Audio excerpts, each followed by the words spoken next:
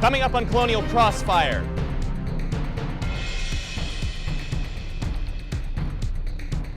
Ukraine on the brink. Media shakeups. And a farewell. Joining us on the left, Brittany Shepard. On the right, Alex Pollock. And I'm your moderator, Kevin Fry. This is Colonial Crossfire.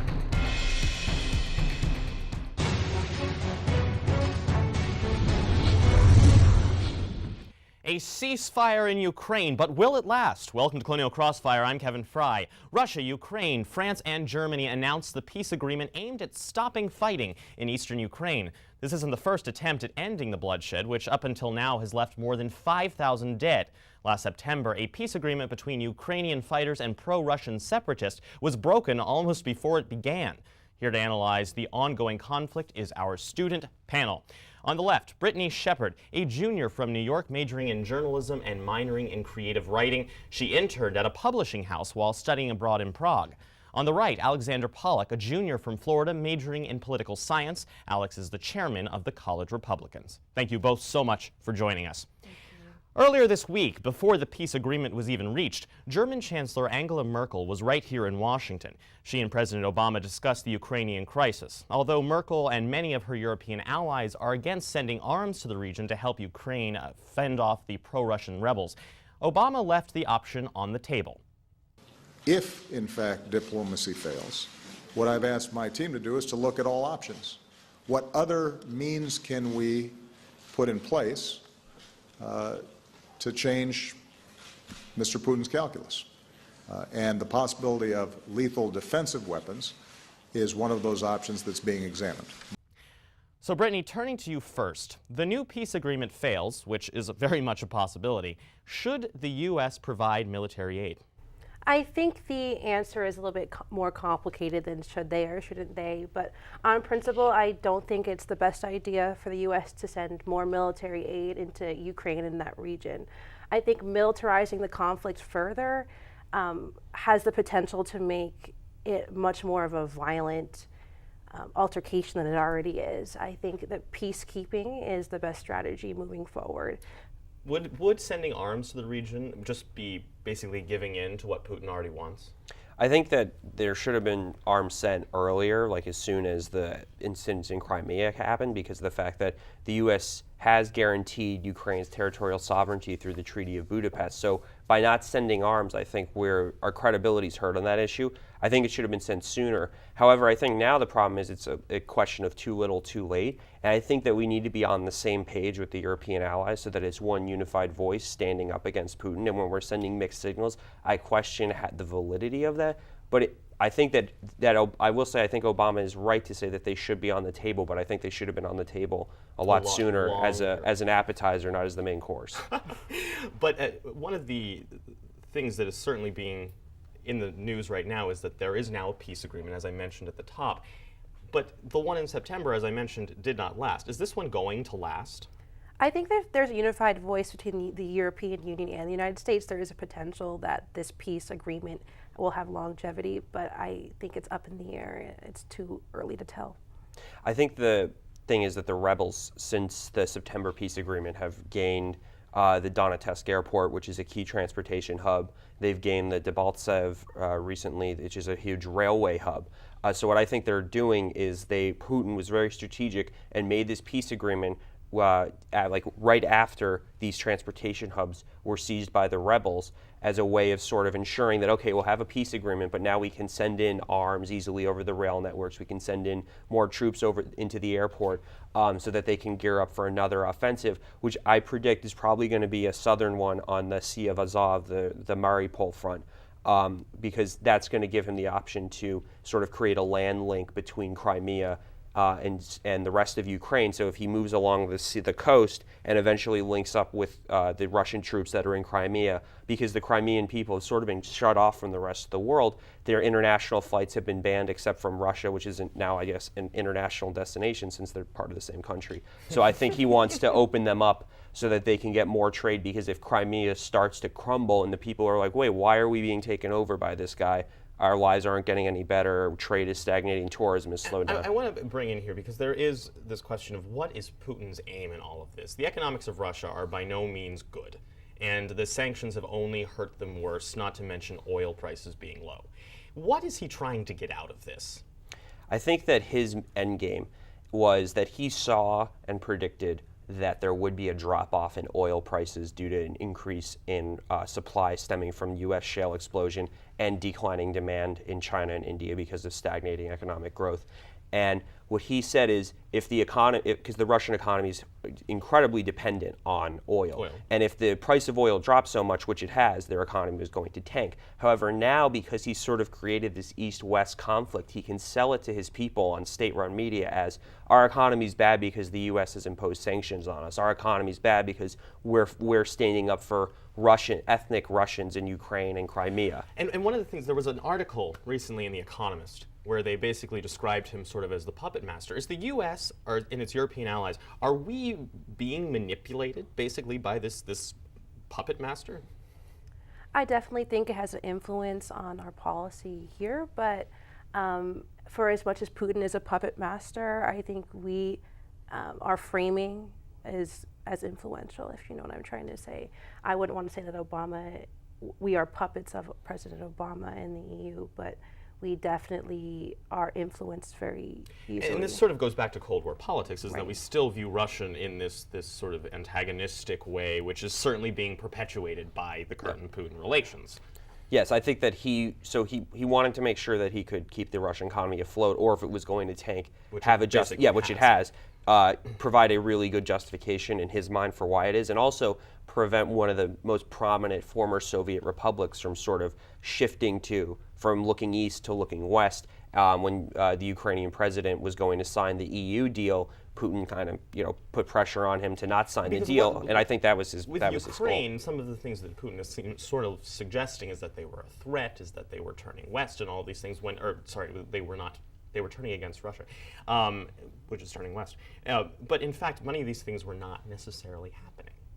Yeah. They were turning west, but the fascists, there was no fascist government in place or anything like that, which were some of the things that he was fear-mongering about within his own country. So certainly Putin is kind of using this to his own advantage, shall we say. Oh, absolutely. Yeah, I agree. I just think it's important to rally behind a cause, and what can you rally more than fear?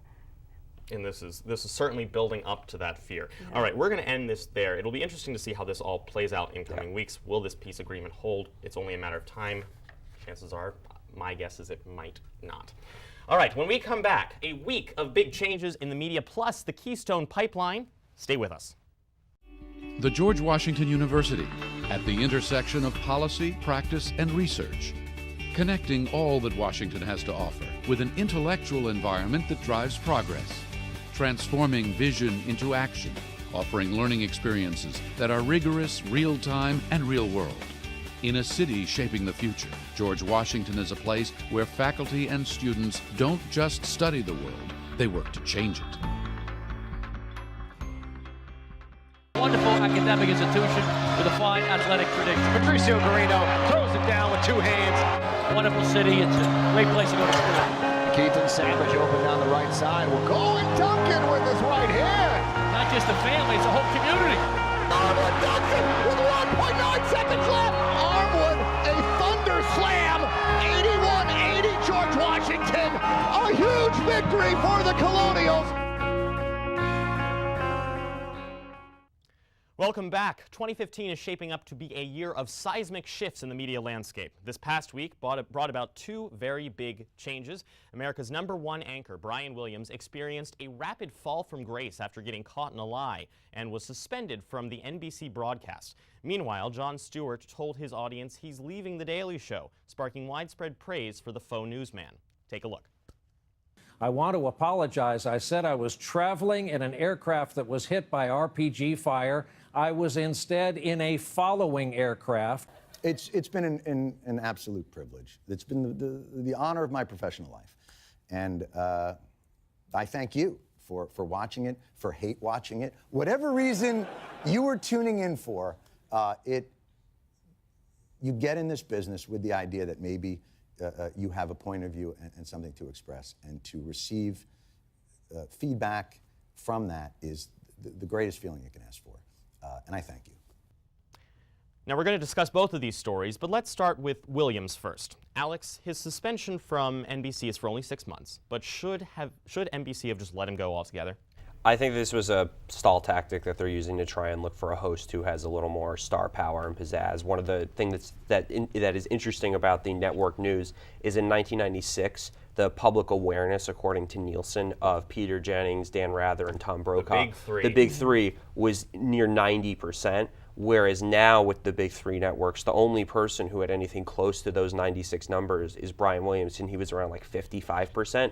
So I think they need to find someone who has that star power that can actually get people to tune into network news. Because honestly, if I'm NBC, I think they only make $30 million of their profit is off of nightly news, and Comcast Today's show is the big winner. And Comcast is like a $7 billion company. So this isn't that big a deal for them, so they could very easily, if they don't find someone with star power, just put someone there just to hold the seat and not really make a move with it. And certainly there was, I think, some polls released that some people identify Brian Williams as Joe Biden or something like that. And do you think Lester Holt has that power? He's certainly going to be the interim chair, as far as we know, for the next 6 months.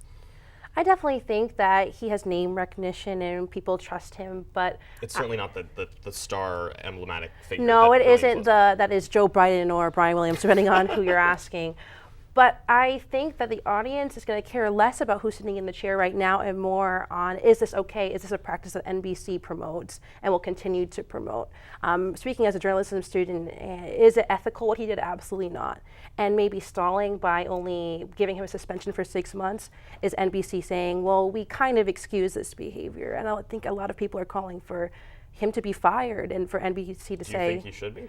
Honestly, I think so. I mean, he is a journalist and he has a right as a journalist to present the facts as they are, not as he may remember them when he was, obviously in a boat going down the Mississippi in Hurricane Katrina, which didn't happen. And there seems to be this sort of public persona, which goes back to the celebrity essence, that most of these lies were kind of contrived on these talk shows, on David Letterman and so forth. And the question I think, Alex, I'll ask is there responsibility to be right all the time, or is there some leniency with these shows? When you're giving an opinion, or obviously there's no right or wrong answer always, but when you're retelling what we are assuming is a factual story about being in a helicopter that was shot down by an RPG and then you're saved from a U.S. soldier, versus I was in a Chinook helicopter that arrived 30 minutes later than a helicopter that had been shot down.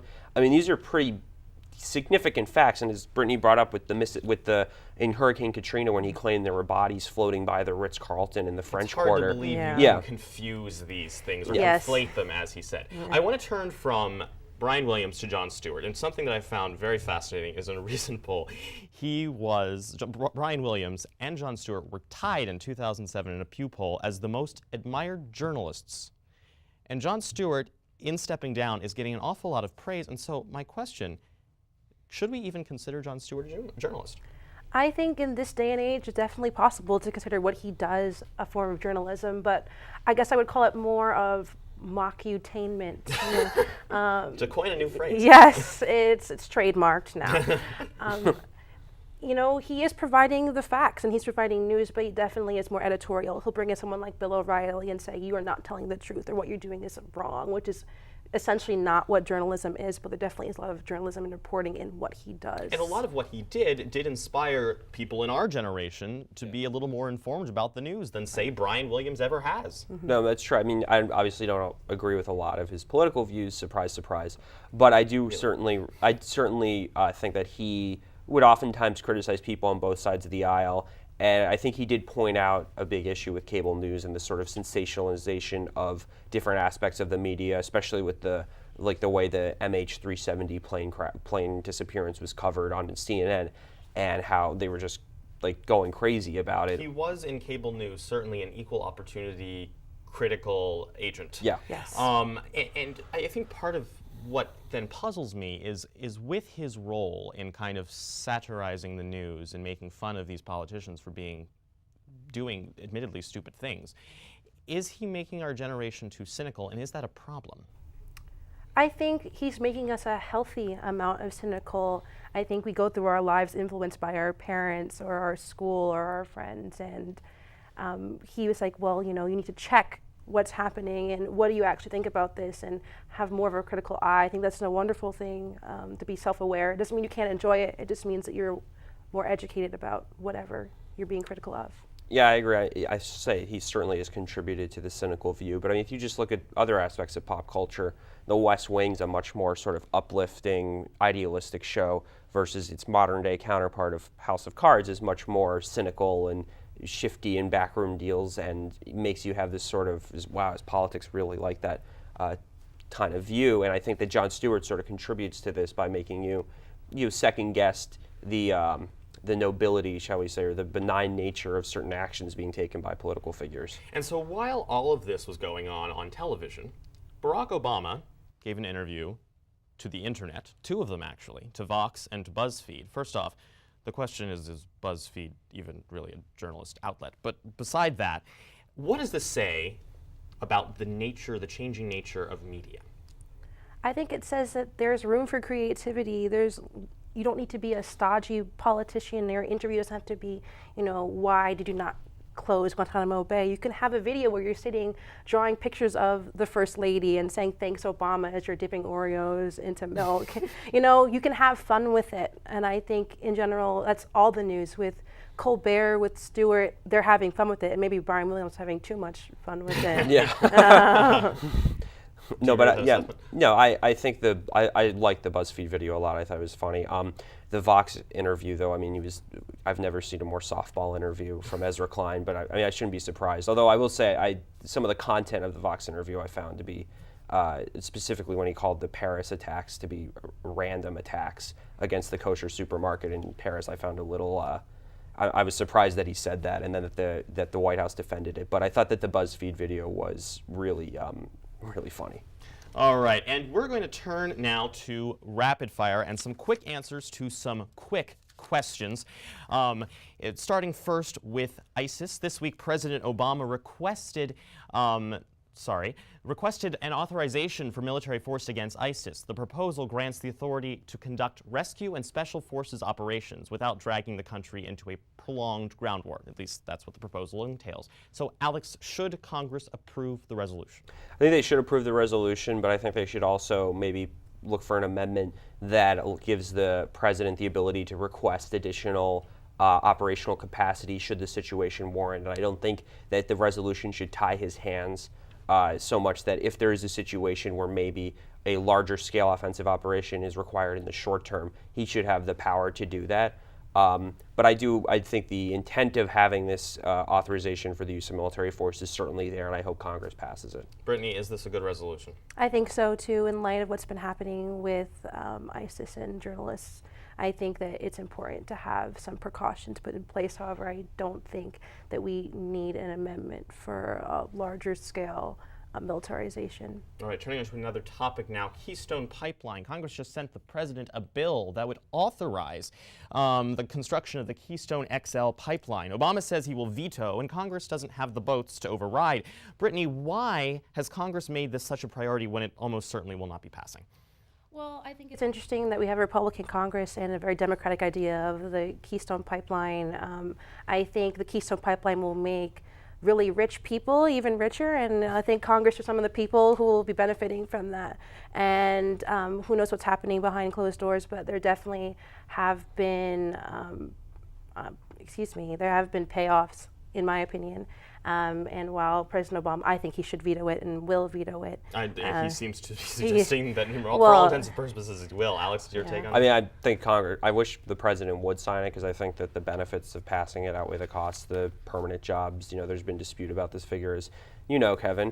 And but there will be some permanent jobs created. There will be certainly part-time jobs created. And I think that the benefits of passing it certainly outweigh the costs, in my view, to the environment, given the findings of the State Department report. I guess my question is, but what about the permanent costs to the earth that this pipeline Yeah, well, has that's what I think the State Department dealt with when they said that there'd be no net effect on climate change, because they're going to develop the tar sands through alternative sources by sending the tar sands oil via train or via automobile, which are going to contribute just as much to the environment. And there's a lot more car crashes and train accidents than pipeline spills. So the odds of the oil being, harming the environment, I think, are just as high when you have transportation through other means. All right, final question on rapid fire, a little lighter this time than, say, ISIS and the Keystone XL. Netflix, just this past week, accidentally, we'll see, released a snippet, or released the entire season, rather, of House of Cards. Was this intentional? I think 100% absolutely. Netflix is a smart company. They're not only a distribution service, they're a production house, and they are out to make money, and I think hype sells. They knew that everyone would turn right to social media, to Twitter, to Tumblr, to Facebook, you name it, even Google+, Reddit, I'm sure. Not familiar. Those very used social media Social outlets. media, and I think people who weren't paying attention are paying attention now. Certainly it was an easy way of making some advertising. Oh, I think I completely agree that Netflix had some planning to leak this information, because, my uncle texted me and he's like, hey, the House of Cards was released early, and I'm like, what? I immediately check online, and then I see it's taken down. But then I'm like, oh, Netflix, please keep this up. And everyone was posting on Facebook and Twitter, and articles are coming out left and right. And the best part is Netflix didn't have to pay for any of that advertising. It was all free advertising. Yes. So maybe it was accidental, but I'm inclined to think there was some intentional uploading going on. All right, there. so we have two conspiracy theorists here on Crossfire. Thank you both so much for joining us.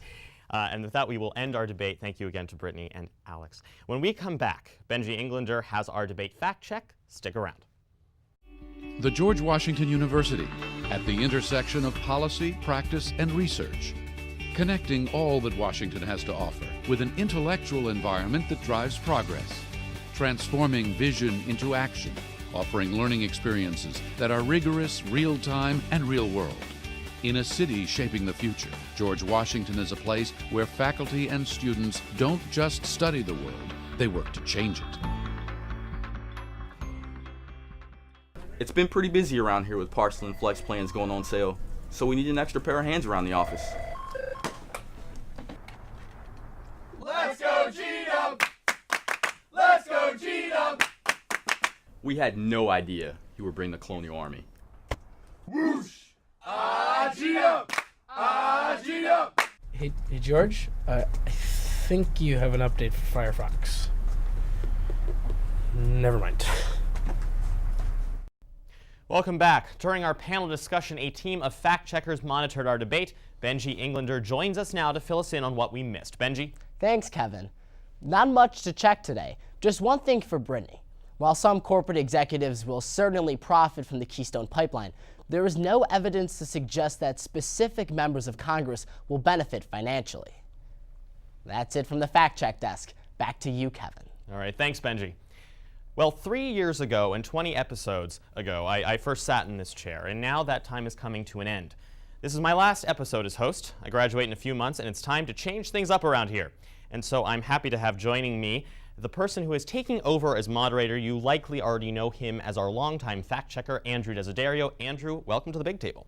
Kevin, thanks so much. You've been a great mentor to me, and I can't thank you enough for that. I'm so excited to see what's next for this show down the road. But before we go, we wanted to take a look back at your time here at Crossfire, including some of the funnier behind-the-scenes moments. Take a look.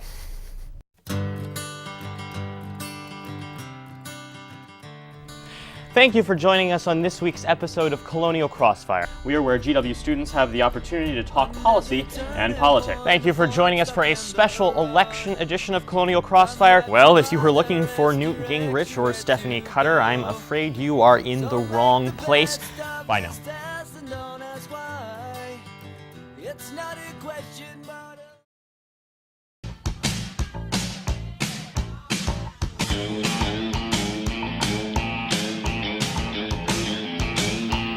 Out. I am done. I quit.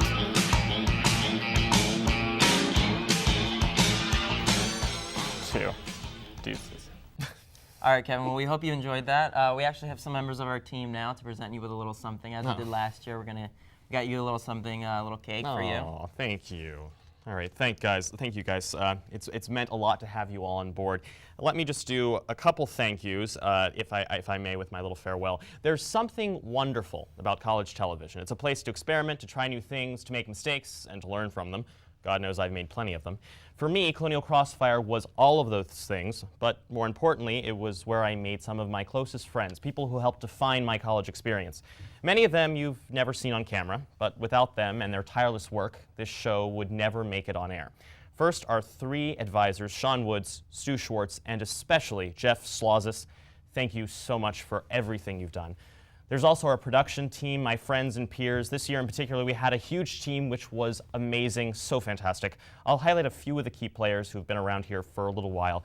Senior producer Andrew Desiderio, you're going to see a lot of him soon. Co-executive producer Randy Fitzmaurice, our technical guru.